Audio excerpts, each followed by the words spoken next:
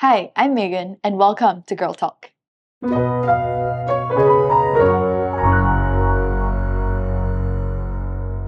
While issues of fertility are on the rise, so are the advent of innovative and unique solutions. In particular, assisted reproduction techniques and technologies have taken off since the first baby from in vitro fertilization and embryo transfer was born in 1978. While miraculous, the process of assisted reproduction can often be stressful and anxiety-inducing. Between concerns about invasive procedures, financial concerns, and uncertain success rates, navigating assisted reproduction can be challenging. Today, we are joined yet again by Prof. Huang Zhongwei for a comprehensive picture of assisted reproduction, including the good, the bad, and the ugly.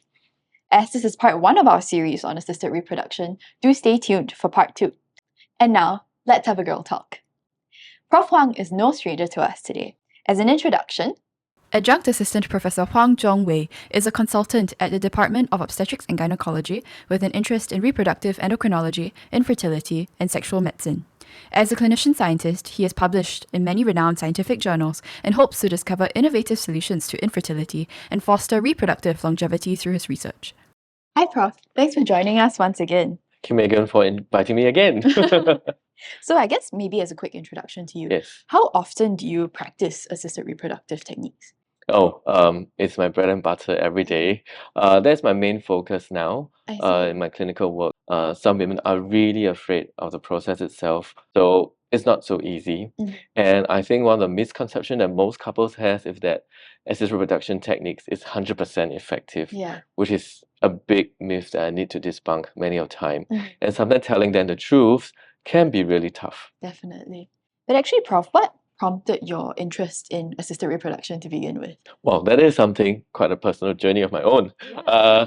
Not the fact that I wanted a baby, but throughout my life as a younger person, that I always find that reproduction is an amazing thing that happen in living beings, I see. from plants to animals. How a new life is formed is so fascinating, and really assisted reproduction goes through the entire process of two very unique cells in the human body. Yeah. The egg, which is the largest cell in a female, and the sperm, which is a smaller cell in the male, comes together, and this form a very unique, completely different individual from where the gametes come from. And so going through couples, naturally, this process is something that is, to me, fulfilling if they succeed in their journey. Yeah. But many a times it can be disappointing. And as a clinician scientist, I find it also very important to try to find some answers to these very difficult questions. Right. Well, thanks so much, Prof, for sharing that. It's very nice to hear your passion for this, even if it extends sometimes into very disappointing territory and very emotional and sensitive territory as well. Absolutely. Yeah, which, I mean, considering that you've spent so long in this, it's very clear that assisted reproduction is a vast field. That means that there's a lot of things for us to understand. Do you mind if we dive straight into it then? Sure. So I guess it's a very quick introduction then. What exactly is assisted reproduction? A technique that we employ to try to get eggs and sperm and to facilitate their meeting in a less natural environment. Right. So a lot of time we understand that it's in vitro fertilization, where we get the eggs from the women and the sperm from the men, and try to allow them to meet in the laboratory conditions in a dish, to say the simply, such that a new life hopefully can form. Are there different types of assisted reproduction? Is there a continuum of how invasive it is? That's an excellent question, Megan. And I really think that from the last 2 episodes we have talked about, it has to be individualized to the couple's unique circumstances. So in women who are younger and have problems with ovulation, we can always give them medications to induce ovulation, and then we can track their ovulation and sometimes time the intercourse with their husbands if they happen to have otherwise normal profile. That's the first line we usually do for women with such issues. But moving on, if they have problems even conceiving from this method, or we know that a woman does ovulate every month, the sperm count is normal, and the fallopian tubes are patent, we can move on to intrauterine insemination, whereby we try putting sperm right inside the end of the womb cavity to allow the sperm to be closer to the egg. However, the success is probably not very high, and usually I counsel patients that that's about 10% Wow. trying to Okay. conceive using that method itself. Sure. And of course, finally, for most of problems that may affect fertility, for example, low sperm count, or blocked fallopian tubes, Right. I think in vitro fertilization will be the way to go. I see. And this will be the most invasive and expensive procedure that we will offer to the couple. Right. I don't think IVF is really a silver bullet for every condition that a Right. couple has. Many think that it is the silver bullet, but I beg to differ. I see. Okay, sure. And for someone who maybe is starting this consideration of assisted reproduction, when would be a good time to start? It really has to be individualized to Mhm. the condition. And of course, we have to talk to the couples as well, because sometimes they may or may not be acceptable to go through this process due to personal beliefs, religious beliefs as well. Yes. So we have to run through the couples and also assess their individual circumstances. Definitely. So, Prof, actually, you mentioned a lot of things about the whole idea of infertility. So, if you do want to catch a bit more information about this, you can head over to our previous episodes where we actually had a series about infertility with Prof Huang here. And finally, moving on to my next question, Prof, how does age affect this? Because we know that age affects infertility. Yes. I would like to emphasize that age not only affect women, but men as well. And this is something that we really want to emphasize, because in a woman, she's born with the number of eggs she has for her entire life, and that starts from the day she's born as a little girl. So the decline of her egg numbers and egg quality will be quite gradual between 18 to 31 years of age, and then after 31 years of age, the gradient get a bit steeper Right. until she's about 35.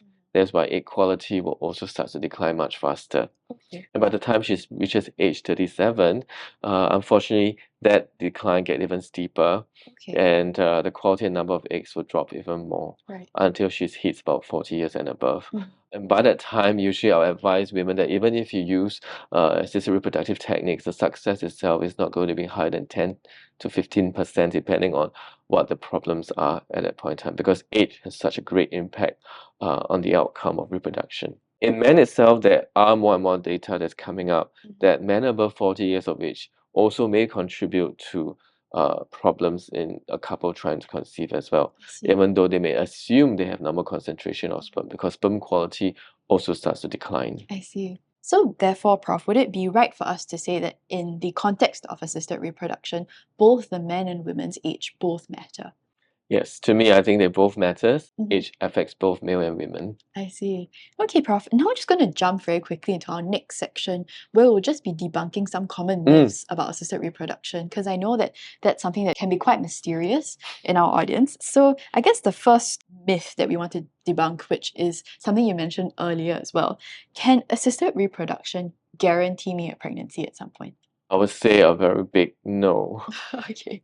Unfortunately, assisted reproduction techniques are not ideal and not as efficacious as most couples want to think it is. Couples with good prognosis, I would even say the chance of them getting pregnant with assisted reproductive techniques is only as high as 45%. I see. This is really due to multiple reasons, because we still don't know enough about what causes, problems with egg quality, sperm quality, fertilization, and development of embryos as well. We do know enough for us to offer it as a treatment option, but unfortunately, there's still so much to learn about this. Right. I see. It's just constantly evolving. Mhm. Okay. And some people always say that with assisted reproduction, most people will always have twins, have triplets. Is that always true?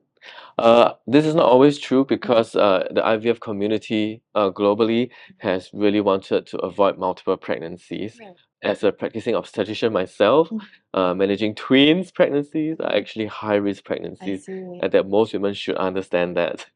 And really, the main goal of fertility specialists is really we try to achieve one live birth as much as possible. And there are a lot of policies that's now governing the transfer of only single embryos Right. during IVF to bring multiple pregnancies to as low a chance as possible. So in the case, would it be right for us to say that in the past, maybe people would have higher chances of having multiple pregnancies because we put more embryos inside during assisted reproduction? Yes, definitely. I see. So, especially even when we do intrauterine insemination, if we use too strong of medications and we make a woman produce too many egg follicles, Right. because naturally a woman only produces one follicle in a natural Yes. cycle, so we usually have one baby. Mm. But during assisted reproductive techniques, we try to get as many ovarian follicles as possible. I And see. so we aim to get as many eggs as possible during IVF, but we only want to have one baby Right. per Okay. transfer. So the only best way to do that is really to transfer only back one good quality embryo. I see. And is that on the rise now with the advent of the regulations? Yes, with the advent of regulations and also an improvement of the laboratory conditions and techniques that embryologists employ, single embryo transfers are also known to give equal chances of pregnancy outcomes as well. I see. Maybe now, if we could just find out who exactly can go for assisted reproduction. There's a myth that essentially anyone is a good candidate for it. Is that true? That is a very tough question, Megan. And I would say that any couple who wants to conceive, based on their individual fertility assessments, if they're well and healthy and we couldn't find any problems with them, then they should try on their own. Right. Of course, maternal age does have to be taken into consideration, and also their individual circumstances. So in our local scenario in Singapore itself, Ministry of Health does regulate and have clear indications on who should go for assisted reproductive treatments itself. Right. So we will base on those guidelines and see. after thorough fertility assessment to guide a couple to see if that is the first step that we should take in terms of managing their fertility concerns. I see. In that case, then, as an extension to that, if someone is of a slightly older age, say they got married older, and they have not had any prior issues of infertility yet, would it be wise of them to maybe consider this route even at the very start of their journey of trying to conceive? Another very challenging question, Megan. I think it's a very important question because couples who now get more educated will understand that age is actually a main problem in the Yes. fertility outcomes. So they might be in a rush to try to achieve that goal of trying to conceive. Right. And I think that it is a sensible the option to have. But again, I think this also depends on the fertility assessment as well before they embark on employing assisted reproductive techniques. I see. But again, I would say that if a woman is above 35, she should come for a fertility assessment as soon as she feels she's ready to conceive, so that we could, look through her fertility profile and to advise clearly what is the best option for her. I see. Okay. So the doctors would guide you towards that if need be. Absolutely, absolutely. So really go to a doctor who is accredited fertility specialist who can actually do a formal assessment and based on that to provide the best treatment option for you as well. Thanks so much for that, Prof. And finally, Prof, I guess one of the last thoughts is that babies conceived through assisted reproductive techniques are usually or more associated with various like deformities, Down syndrome. How true is that? That is a very important question that many people who are public health specialists and the general population are very concerned about as well. There are very large cohort studies and population health studies that have concluded that there tend to be no major problems associated with IVF babies compared to naturally conceived babies. But there are certain conditions that we may see to be higher chances of it, likely due to the fertility diagnosis. So, for example, we may see a bit more male-related problems in baby boys who are born from fertility assessments if their fathers have also some male fertility-related conditions. We also notice that if you unfortunately twin pregnancy because of assisted reproductive techniques, there might be a higher chance of prematurity and prematurity associated conditions. We did have local publications looking at our own local sentence data, and we noticed that a lot of these problems are actually associated with multiple pregnancies. I see. Which is why, as a fertility specialist, I will always advise my patient to only put back one embryo at a time. Right. Thanks so much for that, Prof. This wraps up the first part of our questions about assisted reproduction, and it was very interesting to find out about, exactly what AR is, as well as debunking some common myths about it. So if you enjoyed it, stay tuned for part 2, where we'll be covering the process of assisted reproduction from start to finish, as well as some financial concerns, and then after that address some questions that are specific to our local population. Once again, this is Megan, and we hope you enjoyed our Girl Talk. Hi, thanks for watching this episode of Girl Talk. If you enjoyed it, feel free to like, subscribe, favorite, and follow Girl Talk on all our social media platforms. We hope to see you on our next episode.